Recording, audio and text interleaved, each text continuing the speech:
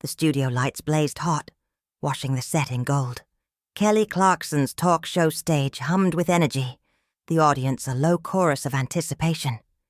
Kelly, sharp in a blazer and jeans, leaned forward with her trademark grin as she welcomed her guest.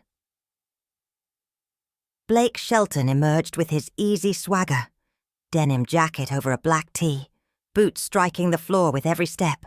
His dimpled smile drew cheers and whistles, but beneath it a flicker of tension lingered. Kelly rose to hug him. Her warmth was real, but her eyes held a spark. Something more than friendly banter. They sank into the plush armchairs. The set dressed, like a cozy living room. Kelly opened with her usual charm, but her words carried an edge. Kelly. So, Blake, this new record's got people talking. Some say it's a little polished. Too polished. You going pop on us? The crowd laughed. Blake's smile tightened.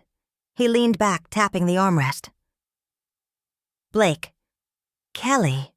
I don't chase trends. I make music that feels right. If folks don't get it, that's their problem. The tone was light, but the bite was clear. A warning cloaked in charm. Kelly tilted her head, refusing to soften. Kelly. Come on, don't get defensive. Some of your diehards wonder if you're still that Oklahoma boy, or if Hollywood's claimed you. The crowd gasped. Blake's laugh was sharp, humorless. Blake. Hollywood? Kelly, I'm still hauling hay in my head. You're the one sitting on a fancy set, Miss Big City. The jab landed. Laughter rippled, but Kelly didn't flinch. She leaned closer, voice playful but pointed. Kelly. Careful, Shelton. You sound like you've got something to prove. The banter sharpened, less friendly, more barbed. Then Kelly pivoted, too quickly, to Blake's personal life. Kelly. So, you and Gwen. Music royalty now, right? But people notice you dodge questions about the future. What's up with that? Blake's grin vanished. His posture shifted. Blake. Not everything's for public consumption, Kelly. Some things stay private. The studio quieted. The air thickened. Kelly. Lightening her tone. Come on, we're just chatting. Fans want to know about Blake Shelton, the man, not just the singer. But Blake's eyes locked on hers, unblinking. Blake, you want to know what's next? How about I keep living my life, and folks stop dissecting it like a gossip column? The words hit heavy. Kelly's smile faltered before she recovered with a laugh. Kelly. All right. We'll be right back after the break. The cameras cut. Applause filled the room.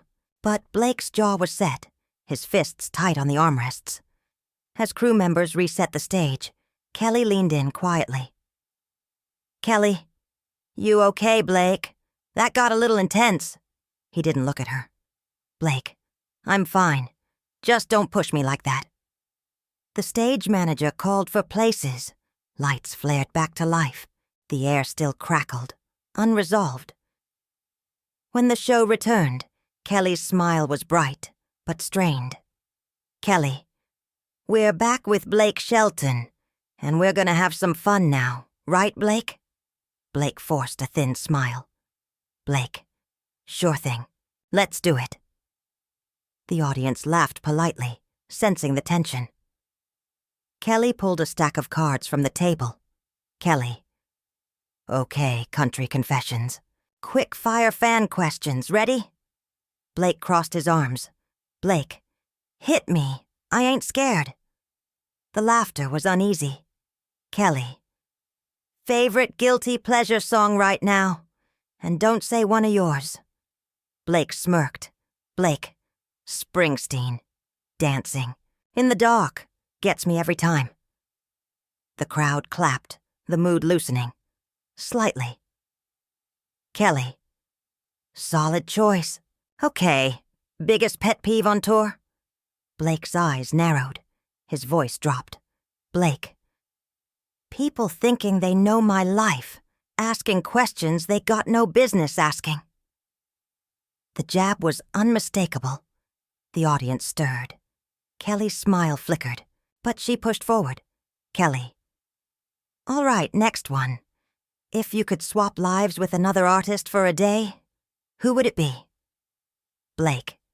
Nobody. I like being me. His tone was sharp, almost defiant. Kelly laughed too quickly. Kelly.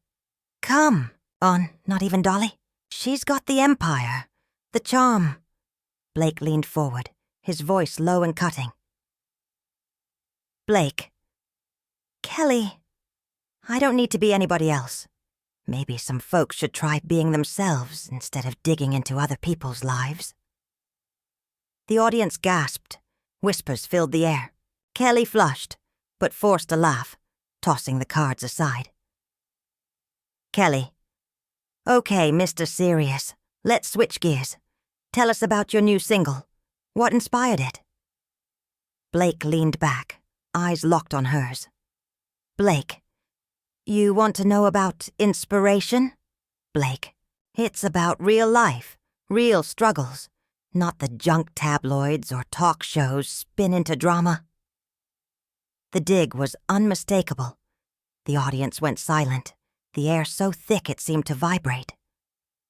Kelly's smile vanished, her hands clasped tightly in her lap. Kelly. Blake, I'm just doing my job here, giving fans what they love. You don't have to come at me like that. Her tone was calm, but the steel beneath it was clear.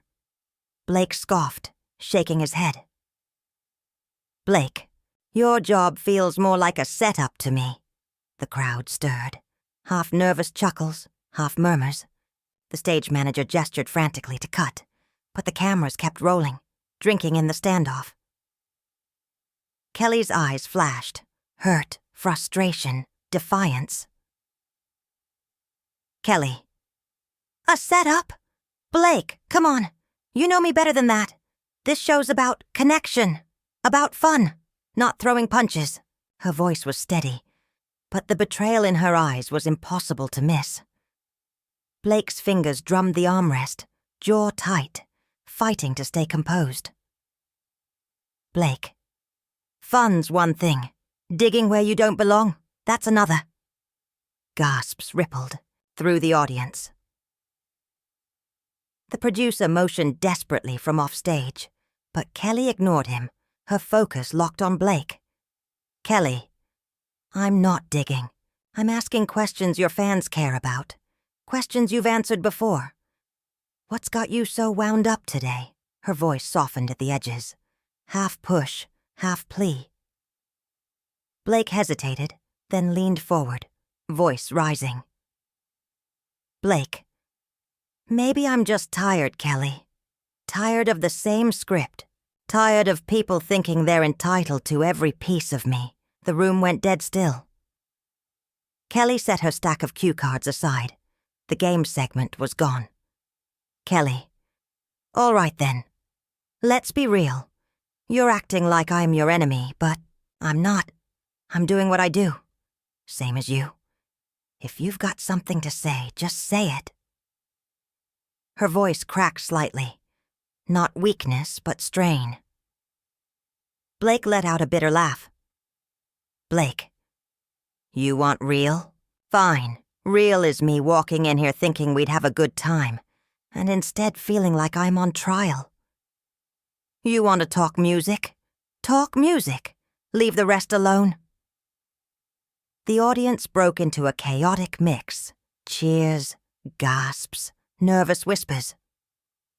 Kelly's eyes widened. The gloves were off now. Kelly. On trial? Blake, I asked about your album, your tour, your life. That's this show. If you didn't want to talk, why'd you come? Blake's face darkened, voice dropping to a growl. Blake. Because I thought you'd understand. Thought you'd know where the line is.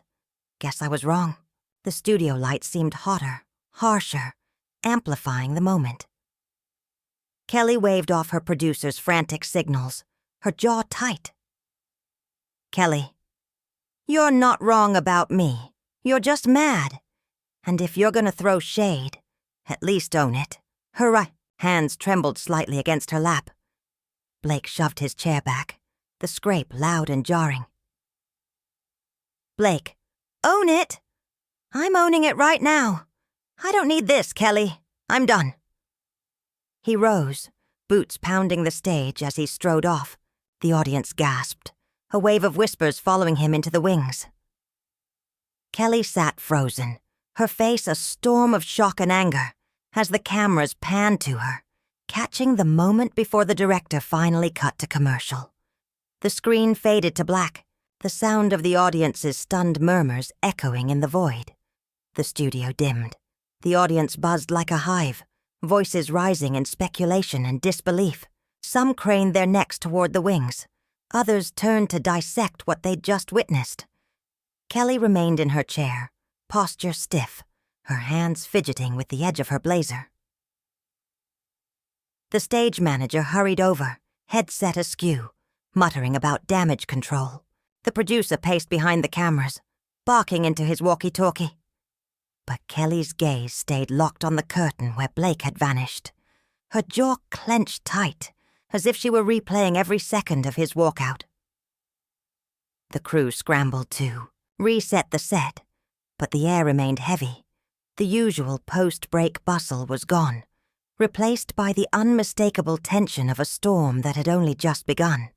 Backstage, Blake moved like a storm cloud through the dim corridors, his boots striking sharp against the concrete. He shoved open the green room door, startling an assistant perched on the couch, clipboard clutched to her chest. "You okay, Mr. Shelton?" she asked cautiously. "Just need a minute," he muttered, brushing her off as he sank into a chair. His breath came uneven, his hand dragging through his hair. The quiet of the room, muted walls, half-drunk water bottles, uneaten snacks, was a jarring contrast to the chaos outside. His phone buzzed. He ignored it. Another buzz. Another. Finally, he glanced at the glowing screen. Texts from his team. A missed call from Gwen. Endless mentions online. Headlines already forming. Blake Shelton meltdown on Clarkson's show. He tossed the phone onto the table, jaw clenched. The assistant lingered. "Want me to call your manager?" "No. Just tell him I'm done. I'm not going back out there." She nodded and slipped out, leaving Blake with the hum of the air conditioner and the churn of his thoughts. On set, Kelly forced her way back into host mode, her smile tight, her voice steady. "Welcome back, folks.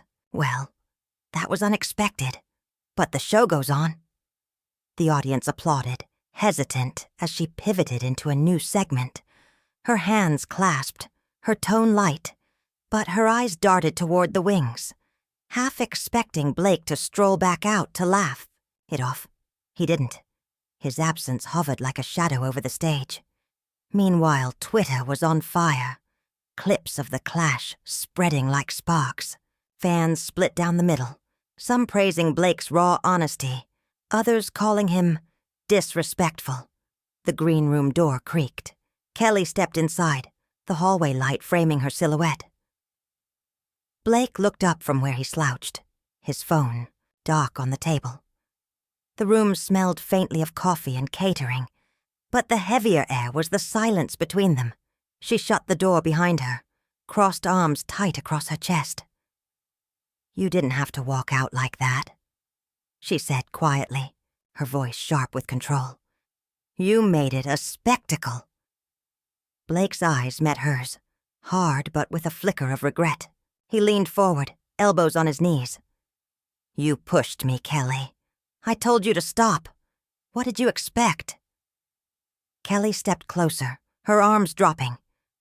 "I expected you to talk to me, not turn it into a showdown on live TV. We're friends, Blake.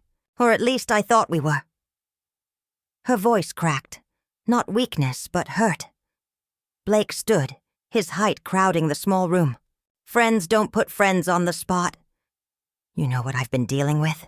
The noise, the rumors, and then you, leaning right into it. I came here to talk music, not have my life torn open. Kelly's jaw set, her voice rising. I wasn't tearing you open. I asked about your album, your tour, things you always talk about. You're the one who flipped it into a fight. So what's really going on, Blake? Because this isn't just about me. The question lingered like smoke. Blake's fists tightened, then slowly unclenched. His shoulders sagged. It's everything, he admitted, voice lower now, stripped raw. The press, the fans, the constant questions about me and Gwen, about what's next. Like I owe the world every damn answer. I'm tired, Kel. Tired of being a headline. His honesty caught her, off guard. For a moment, Kelly's anger slipped, replaced by something softer. The recognition of the friend who had once shared midnight laughs, tour buses, and long talks that stretched till dawn. I get that, she said, her tone gentler now. But you can't just shut down and lash out, especially not at me. I'm not the enemy here. Blake's gaze drifted to the table, tracing the condensation ring from a half-empty bottle of water.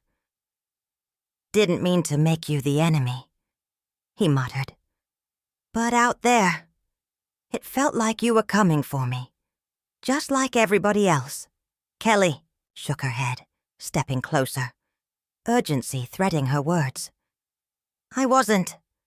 I was trying to keep the show alive, give the fans something real. If I crossed a line, I'm sorry. But you walking out? That hurt, Blake. Not just the show. Me. The weight of her words landed, and for a heartbeat, Blake froze. Guilt flickered across his face, vanishing almost as quickly as it came. The room seemed smaller now, thick with the echo of years lived in the public eye, but also years tethered by trust.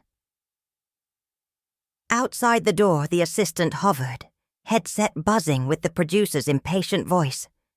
Get Clarkson back on set. She hesitated, sensing the storm inside was more important than the cameras rolling without her. Kelly drew a long breath, eyes locked on him. You going to come back out there? Finish the show? The silence stretched. Blake's hands stayed buried in his pockets, his jaw working. The studio clock ticked, merciless. Finally, he exhaled, shoulders sinking. I don't know, Kelly. His voice was raw, stripped of bluster. I didn't walk in here to blow things up, but going back out there, pretending like nothing happened, that ain't me. Kelly nodded, lips pressed thin, understanding but not surrendering. I get it, but walking away doesn't fix this. Not for you, not for me, not for the fans who just watched it happen. You don't owe the world your whole life, Blake, but you showed up today. That means something. Her words lingered like a lifeline, steady and unflinching. Blake shifted, torn between stubbornness and the loyalty threaded through her voice. The assistant's knock broke the moment. Miss Clarkson, we're back in 2 minutes. Kelly glanced at the door, then back at him.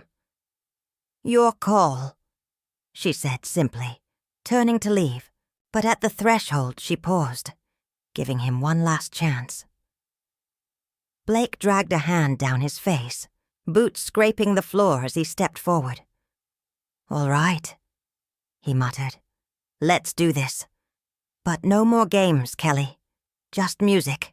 Kelly's expression softened, a faint smile breaking through the fatigue. Just music. She opened the door, the bright hallway spilling in as they walked side by side toward the stage. The studio lights flared when they re-emerged. The applause was hesitant, then swelling, relief and curiosity feeding into the noise. Phones lifted, the moment already being spun into 1,000 headlines. Kelly slid back into her chair, her smile professional, but warmer now. Blake sat beside her, looser but guarded, his presence pulling every eye in the room. "Welcome back, y'all," Kelly said, steady as the cameras tightened in. "We've had a real moment here today, but we're keeping it moving with Blake Shelton, who's going to tell us about his new single." She cast him a sidelong glance, a silent truce sparking in her eyes. Blake cleared his throat, his voice rough but real. "Yeah, let's talk music. This one's about roots, about holding on to what matters. Wrote it after a long night on the road. Just me and a guitar." The tension in the studio eased as the segment flowed. Blake's voice carried the grit of Oklahoma, his words weaving honesty that cut through the earlier clash. Kelly listened, steering the conversation like she always had. Protective, measured, careful not to graze the raw edges. The audience leaned in, captivated. Two friends piecing themselves back together in front of the world. Kelly smiled at him, her tone warm. "That's why we love you, Blake. You keep it real." He chuckled, quiet but genuine. "Trying to, Kelly. Trying to." The show closed with Blake's performance. His voice rose, steady and rich, the crowd swaying as if caught in a tide. Kelly stood off stage, arms crossed, her face softer now, watching. When the last note faded, the audience roared. Blake lifted a hand in thanks, smiling, genuine but tired, before slipping back into the shadows of the wings. Kelly stepped forward for her closing words, her voice bright, touched with something more human. "Thanks for being here, y'all. Life's messy, but we keep showing up. See you next time." The lights dimmed, the cameras cut, and the story of their clash, already viral, settled into something real. Not neatly resolved, not polished, but undeniably alive.